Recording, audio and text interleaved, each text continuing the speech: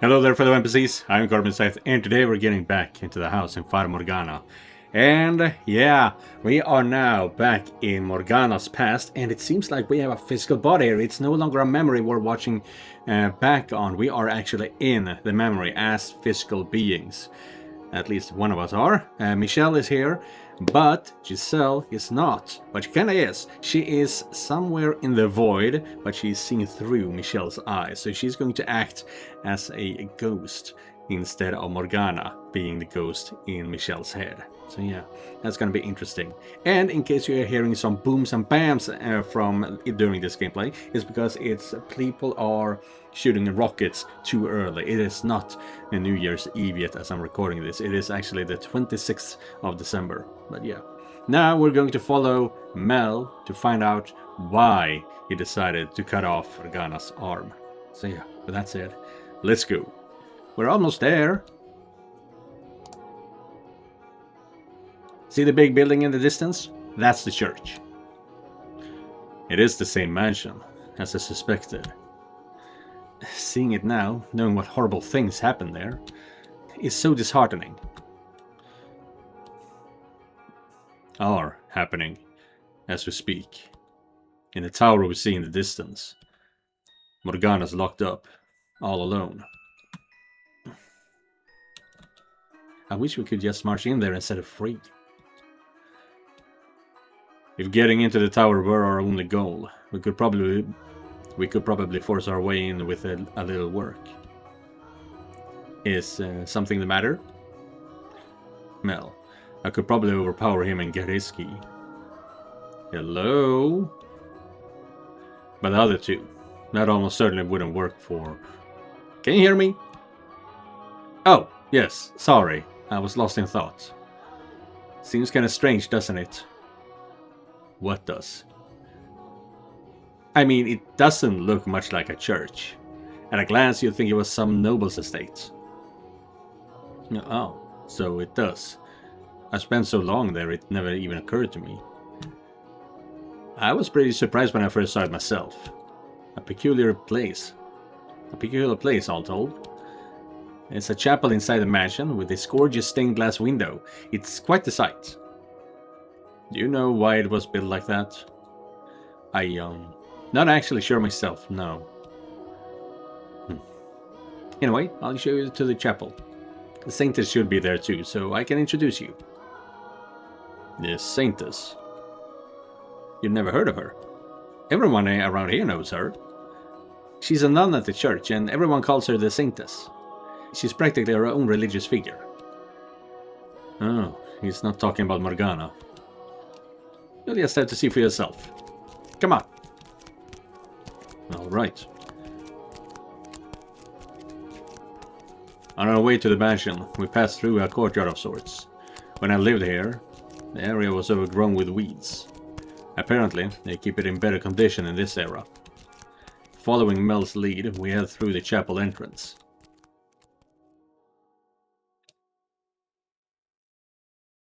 Oh my. I'm at a loss for words when I see what lies on the other side of those all too familiar doors. While it was barely recognizable as a place of worship in my memory, just 2 columns of battered pews and some piles of rubble, the room I'm looking at now is unequivocally a chapel. So this is what it used to look like. I wonder how far back this is from when we lived. It has to be more than a decade or two, maybe 100 years or more. The views and beliefs about the world prevalent in our time are not so different than those of this time. Perhaps the chapel was destroyed in the aftermath of the Harvest Festival. When I was first sent to the mansion, there were signs that several repairs had been attempted. The stained glass window is behind the pulpit, I'm guessing, that we can't see it from here. And right next to it is the door to the observation tower. Ah, there she is. There's no priest there, she runs the church. You'll want to talk to her first if you're planning to participate in the Harvest Festival. I'll go fetch her for you. Whisking his way between the pews, the boy disappears into the back of the chapel, returning with a nun in tow. When I see her, my face twists for a brief moment. Good afternoon. You came to see the festival, I hear? It's wonderful to have you. Is that who I think it is? Who is it? I don't recognize her with all the nunnery clothes. Is it Amy? That's basically all I could guess. I'm all about certain at this point that the major players from behind the 3 doors are present here. Oh, yeah, no, of course. It's Pauline. Because the Yamasuka, the beast, was in love with a nun. Not just the 3 men whose shadows remain in the mansion, but also the women who were an important part of their lives. Though dressed differently, the way she speaks and the way she holds herself resembles the woman killed by her lover behind the 2nd door. They're all connected. What we thought were 3 separate tales. All stretched back to a single point in time before our own. Yes? That is the entire... That's the entire plot of Morgana's store.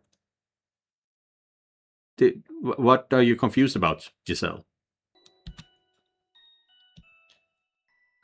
Is there something the matter? No, I was just thinking how unusual it is for one nun to be managing an entire church all by herself. Ah yes, that's the usual reaction from new visitors. Even I think this assignment is a bit over my head. Assignment? Ah well, I was at another church before this one. A smaller building, and I wasn't the only nun. But the Lord of the Land ordered me to transfer to a new, larger church he was opening. The Lord of the Land, which is Jacopo. Oh. No, he was not the Lord of the Land, I guess. I don't know. So here I am. The Lord. There's plenty of space on the property, more than enough to provide shelter for orphan children and aid for the sick. It seems rather vacant from what I've seen. Yes, about that. We used to take people in, but circumstances have made that difficult of late. What kind of circumstances? It's not something I can discuss with an outsider, sorry. I'm guessing it has to do with Morgana's imprisonment here. Do you think she knows about Morgana? I would guess not. The man swore to keep it between the 3 of them. So she's being forced to oversee the mansion completely oblivious on what's happening here. Which isn't to say she's not connected to it in some way. If she's the girl from the 2nd tale, then she should be close with... Is something troubling you? Ah, no, my apologies. I got lost in thought. You don't look it, but you're actually a bit of a daydreamer, aren't you? Daydreamer? Mel would fit that description much better. Mel would fit that description much better. What? Why? Do I really look like that much of an airhead? Oh, I can see that. Someone has said to watch out for him, or he's likely to lose his head in the clouds.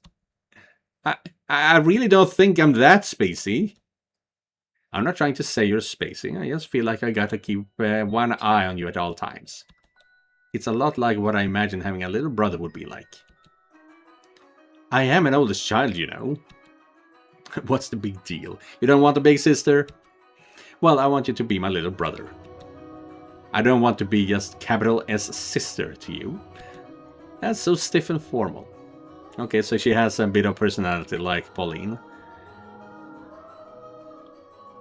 Wow, okay, wait. Is Mel the boy that Pauline befriended on the beach? That is an interesting twist. And, yeah, twist to the whole thing. No, I want to be your sister. I don't understand that one. I'm a little old to be playing make-believe. And that is the cause of his door. Oh, come on! They're quite friendly with one another, it would seem. Oh, I know. Why don't you become a brother then? What? Will you? I will not. Besides, I'm clearly the oldest one here. Why not? I don't think it matters who's older than who. You don't really act all that old anyway. I have at least 10 years on you. Your youngest child insecurity is showing. Insecurity? You two are pretty good friends, huh? We can discuss the veracity of that claim later. I would like to ask you a favor. What is it? I'd gladly help with anything I can. Could I perhaps borrow a room until the day of the Harvest Festival? I don't have anywhere to stay. Or a source of income for that matter. I know it would be taking advantage of your generosity, but I only mean to intrude for a few days. I would be more than happy to offer you a place to stay. At any other time. But right now, I can't let you stay here. I'm so sorry. Well, damn. So much for that. Don't let one little no stop you. Keep pushing. Put on a show, earn her sympathy.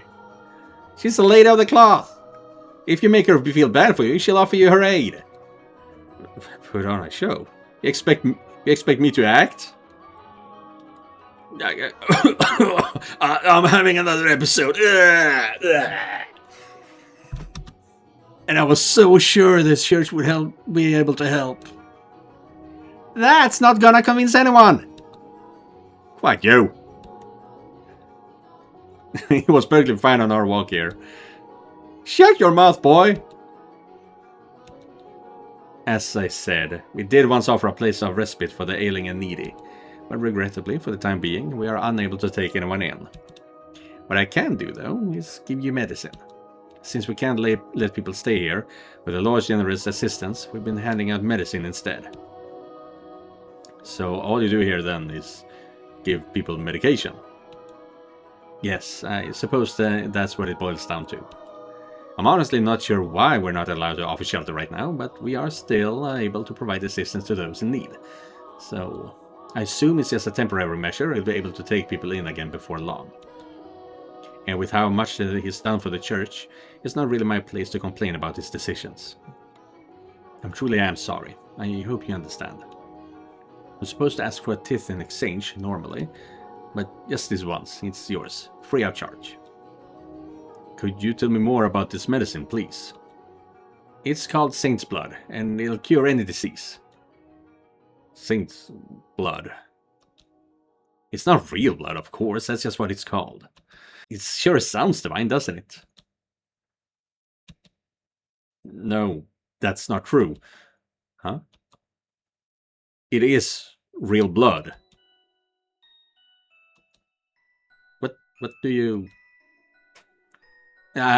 sorry to butt in. Do you mind if I bring him back to my room? I don't think I mentioned it, but he's an old friend of mine. We got a lot of catching up to do. All right. Hey, come on, this way. Well, that sure got quite a reaction out of him. And now he's incredibly leery of you. When she mentioned the blood, I couldn't stop myself. I probably should have kept my mouth shut, though. Yeah, that was a bad move, but maybe it's the right move. Mel doesn't say a word the entire way. His smile has retreated, and there's a hint of fear lurking beneath his now stony expression. I spend the trek through the mansion's corridor pondering how to answer the questions I know are coming. How to solve the problem I put myself in. We enter a bedroom, presumably his, and he closes the door behind us. I can see the distrust in his eyes as he glares at me.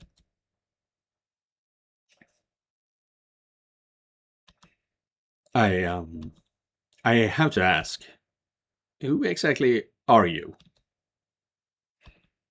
Why did you say that back there, that Saint's blood is actual blood? In response to his pressing, Oh, tell him everything. Tread carefully. Oh, I guess we'll be saving here to make sure things end up the way I wanted to. Oh, now it's difficult to read, actually. And yeah, we'll be saving that. Tread carefully. We don't have much time, but it's in our best interest to tread carefully. There's too much we don't know yet. It would not be wise to make a rash decision. With him as tense and suspicious as he is right now, it won't be easy to get his key or persuade him to tell us how he ended up here. Furthermore, my experience with the Three Shades tells me that if I'm not careful, I could be putting myself in unimaginable danger. A brief flash of what might have happened had I spoken too soon crosses my mind, sending a chill down my spine. If I want to get Mel on my side, I'm going to need something more, something decisive. Something that'll convince him he needs to come clean and set Morgana free. Regardless, being cautious isn't going to mean much if I can't get them to let us stay in the mansion. We need to be nearby to keep an eye on things, gather information. How do we go about that, though? Assuming he's not voluntarily involved, maybe all we have to do is ask for his help in setting Morgana free and he'll work with us. Perhaps. Being so direct will only invite more suspicion. But she's probably on the right track. When I met his shadow, he was burdened with great regret. He begged me to help him. My remark about the saint's blood was based on stories I once heard about a person whose blood was said to have healing properties. Stories. Maybe they haven't made it out this far, I don't know, but they tell of a girl born in a distant village, a saint and the daughter of God. I thought that perhaps the nun might be the saint spoken of in the stories, and I was hoping for the opportunity to see a miracle performed with my own eyes. I have to say, you looked more angry than excited. I didn't hide it very well, I guess. Maybe it appeared that way to you, but I never had a very friendly face. If you say so. As long as you're telling the truth. I, myself, have to wonder, why did my remarks seem to bother you so much? What? Is there something more to the saint's blood than you're telling me? No. Something that would make you want to get me alone and interrogate me. There's nothing. I just, didn't want to scare anyone with all the talk of blood, since there's not actually any in it. And I didn't know about the story, so... It's just medicine, I swear. As you say. It's got nothing to do with the saint in your stories. To change the subject, could I ask you to convince the nun to allow me to stay here? Huh? Weren't you listening? We can't take anyone in right now. Which is why I'm asking for your recommendation. You live on the premises, don't you? I'm more a supervisor of sorts. Then you should have some say in the matter. Why? Until the Harvest Festival is all I'm asking. Why not get a room at the inn? If you need money, I'll spare you some coin. I must stay in this mansion. But why? Those are my instructions. What? You know the stained glass window in the chapel behind the pulpit? I was named after the Archangel Michael depicted there. The angel came to me in a vision, instructed me to watch over the festival here. From where you were standing, you couldn't possibly have seen the window in that much detail. You couldn't. Oh, I get it.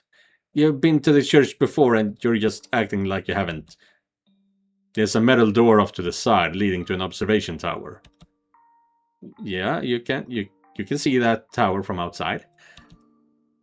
Inside is a long spiral staircase. Not made of stone, but wood. There's a single door at the top of the stairs. How? What are you really here for? All that vision stuff is a lie. I am not here to cause you any trouble. In fact, I am on your side. You show up out of nowhere and expect me to believe your nonsense. All I ask is for you to allow me to stay until the day of the festival. If you can do that for me, then I'll make you the promise I could not before. Something about saving his sister? I have not forgotten your pleas for salvation. I know you want to be free. Let me guess, you saw that in a vision too? If you want to call it that, then you can. I never once asked for you to save me.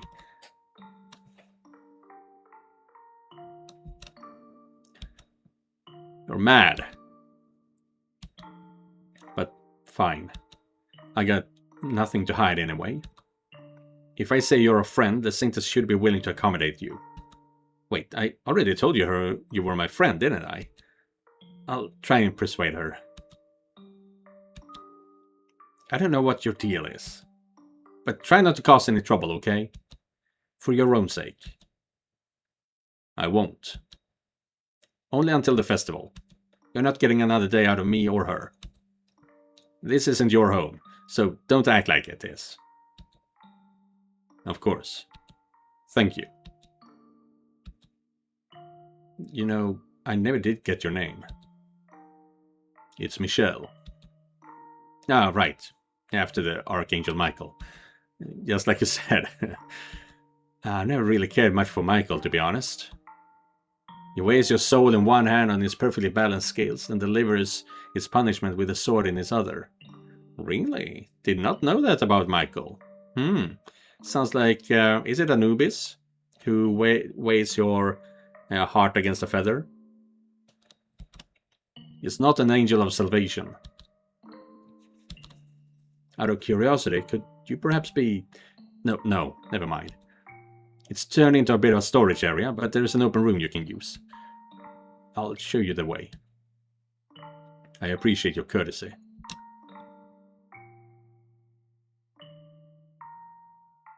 Wow, haven't seen this one before.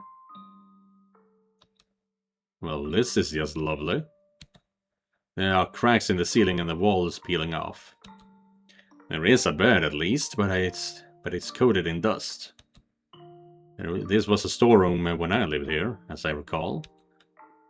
Sorry about the condition. I didn't choose a bad room for you on purpose, I promise. If you want to sleep somewhere more comfortable, you're not going to find that here. Not a problem. I'm grateful to have a room at all. If you say so. Well, I have to work to do, so I should be on my way. I'll talk to the Saintess, as promised. I imagine she'll make supper for you at some point. But do keep your crazy talk to yourself around her. I'll make a note of it. Thank you. See you. We made it work. Somehow. It's a lot of pressure being under that much suspicion, huh? My heart was pounding the whole time. And that the Archangel Michael came to my ear in a vision stuff. I never expected you to go there. Why do you tell him that anyway? Because I didn't think telling him, I know the future and I need your help to change it would have gone over very well. Besides, those who yearn for redemption have a tendency to latch onto the spiritual. I thought taking advantage of that would work to our benefit. You know, I bet you'd make a pretty good con artist, Michelle. I did what I thought was necessary. I know. Besides, you have every intention of keeping your promise, don't you? Whether or not Mel can be saved is up to him. I will lend him my hand, though. Oh, you. You see, it's all on him, but deep down, you know you're on his side. Oh, we're a complete stranger to this, Mel, but I can't bring myself to think of him that way. We just met today, but it feels like reuniting with an old friend. He's the same old Mel. And you were actually there, a part of his life, which I imagine makes the sentiment all the stronger. You don't feel the same way? I don't think of him as a total stranger, no. However, nothing. I was about to say something incredibly cynical, but I caught myself. What? It's nothing. Don't worry about it. If you say so. I was always the one with nothing to offer, powerless to be of anyone's help. So if anything's motivating me, it's not concern for the boy, but a desire to prove that someone like me can do something. It didn't take much arm twisting to get him to give us a room, so who knows? Maybe he'll come over to our side easier than either of us expect. Him giving us a room was not simply out of kindness. Keeping me nearby allows him to keep an eye on me. He doesn't trust me, but he also doesn't know enough about me to decide what to do yet.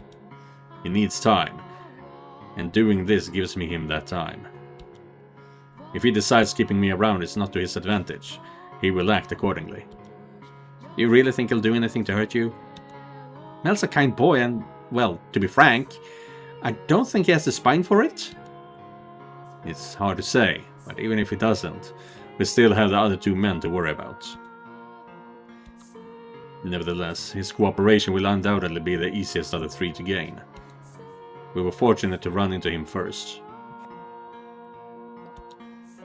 What makes you say that? Did you ever have a chance to see the shadows trapped in the mansion? Shadows? I might have.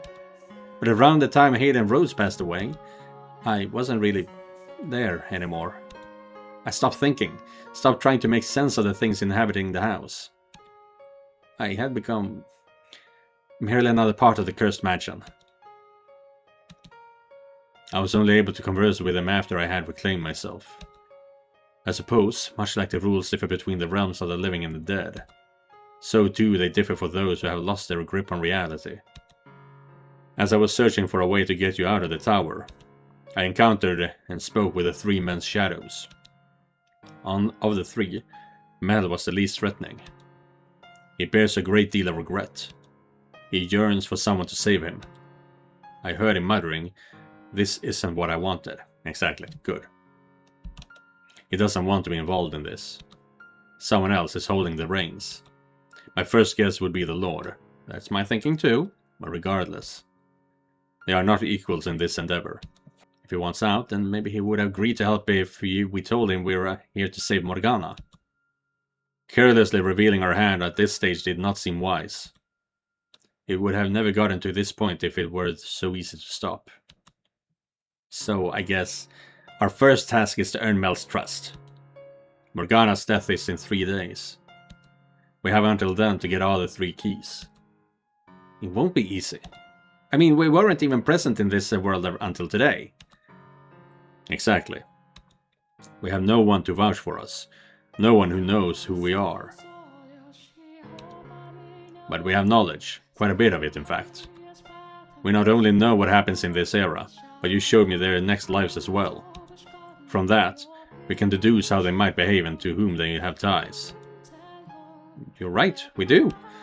We know things we should have no way of knowing. And we can use that knowledge to our advantage. The various interpersonal relationships are where we can get our edge, I think. They each have their reasons for locking Morgana up. And if I'm right, they're doing it for other people. It's these powerful bonds driving them. Mel's driving force would be his sister, for instance. Are they mere bonds, or is it fate that ties them together? You're right. We should find and talk to his sister. Mel is more likely to act if it's coming from her than us. I agree. If his darling sister tells him to stop, he won't have any reason to continue his involvement. Knowing how the first tale ended makes me slightly uncertain. But for now, we can work under the assumption that he does genuinely care for her. What do you want to bet that she's somewhere nearby? I mean, she will be. It was her death that sparked the chaos on the day of the Harvest Festival. Yeah, right, it was. No, you're exactly right. But what I was going to say is that people tend to keep those they care most about close by. It would appear I have a bad tendency to focus too much on the facts. That was entirely unnecessary of me. Giselle did not need to be reminded of that. I'm sorry. Yeah? What for? For being careless with my words. Inconsiderate. No need to apologize for the truth. Besides, you inconsiderate are like oil and water. And today you're the fire to my oil. We have 3 days to stop this tragedy. Let's get to work. Let's. We'll probably have more luck asking than just searching for her. If we can't find Mel, then none might know. Up we go.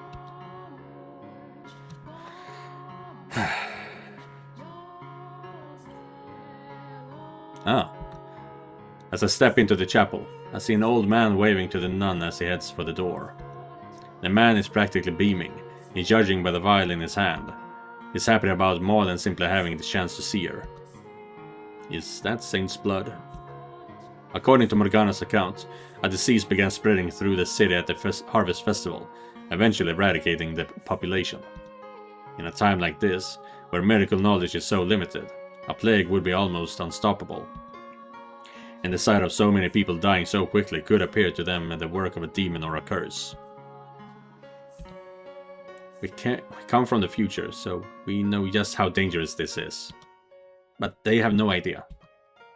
Morgana described it as a tale that could only have taken place in that era of miracles and spirituality, and about that, she couldn't be more right. Could we maybe warn everyone against taking the medicine? I assume the sickness was caused by ingesting blood at any rate. It's not medicine they're being given, but bottled disease, like some sick joke. If we could convince them to stop taking Saint's blood, then maybe that would prevent the city from being destroyed. But the fact that it's being distributed in the house of the Lord, and peddled as a miracle cure, plays right into the deep-rooted spirituality. Would it even be possible to convince them otherwise? And besides, it's not them we came here to save, but... No, that's veering too much off our intended path. We need to find the truth and save Morgana's soul. Putting ourselves out like that is only going to get us unwanted attention, make people suspicious. And we don't have that kind of time. Yeah, you're right. Sorry. It's just, knowing what they're doing to themselves, I couldn't help but think that maybe there was something we could do. Especially considering how it all turns out. I understand the sentiment. Or rather, I understand your reasoning. But for me, Morgana takes priority over any of them. And you over everything. Releasing Morgana's soul should save yours as well, Giselle. If we can eliminate the mansion's darkness, then you won't have to be trapped at it as it's made. I have no interest in being the hero of the masses. Let's go ask about Mel's sister then. Okay. I turn my gaze back towards the nun to find her kneeling in one of the pews. She bows her head and begins to whisper in prayer. There's no one else in the chapel. Now's the perfect time to ask. Hearing me approach, she falls silent and turns to face me, wearing her usual disarming smile. Hello, Michelle. Mel was just here. He told me everything. Can't turn away a friend of Mel's, now can we? Sorry for turning you down earlier. No worries. I did a poor job of explaining myself. So, did you need something? Let me guess. Medicine. No, I'm in perfectly good health. I figured you were lying. I can ask her about the Saint's blood some other time. And while I have a number of questions about the man she's close with too, right now, Mel's sister is priority. Are you familiar with Mel's younger sister? She has flaxen hair, much like him. Oh, you mean Nelly? Are you her friend too? I would say we're more... You're better off just saying you're friends. Friends, yes. What about her? I would like to speak with her, and I was wondering if you might know where I could find her. Nelly should be down at the cottage, I believe. The cottage? Yep, that's where I stay too. I don't sleep in the mansion myself. So you don't live here, but only work here. So there is a chance that Mel is the friend. Question is there ever going to be a reason for the beast to hurt Pauline and Mel to get in fight with the beast? Is that ever going to happen? Curious. Right. For one, there are men who live here. The Lord likes to show up on occasion too, and we can't have a nun wandering around while he's here.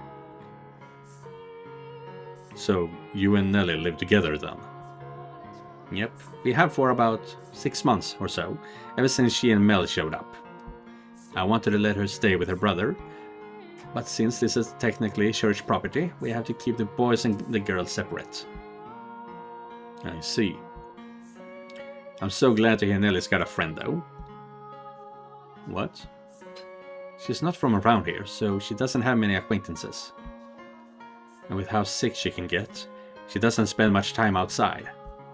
Which is a shame, because she is such a sweet little girl. I'm her friend, of course, but I got responsibilities. I can only be around so often. So I'm sure she'd be delighted to have someone else to talk to.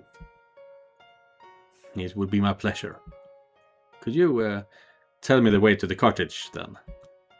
Oh, sure. It's not that far from here. You go down, and we get directions. The directions I got from the nun led me to a place I know from my home time. Well, that will be the end of today's video. Damn. We didn't get to learn all that much, but we are moving forward. We are in the clue searching part of this story. And it's all going to come together. I am very curious about my current theory that the doors are actually how they used to live their lives, and they are interconnected in some way. As I said, that Pauline and Mel are the friends. The nun and Mel is Pauline and the boy, Javi, that was on the bridge. And if the beast kills Pauline in a frenzied anger, then Mel is going to attack the beast. That's going to be very interesting. Yeah, we will see if that ever happens. Either way, thank you guys for watching. If you guys want to help me out, you can do so by clicking the link down in the description. Don't forget to like and subscribe, and I'll be seeing you guys in the next one. Goodbye, everyone.